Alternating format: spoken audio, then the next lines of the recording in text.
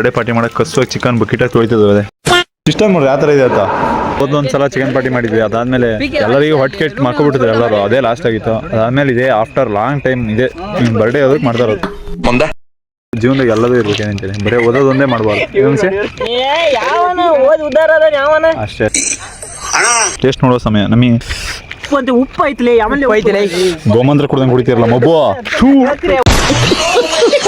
ಜೀವನದಾಗ ಏನೇನು ಹಾಕ ಮುಂಚೆ ಒಂದೊಂದೇ ಪೀಸ ನಮ್ಮೂಡ್ರಂತ ತಿನ್ನಿಸ್ತದೆ ಅಷ್ಟೇ, ಬೇರೆ ಯಾರಿಗೂ ಇಲ್ಲ ಮಿಸಿ.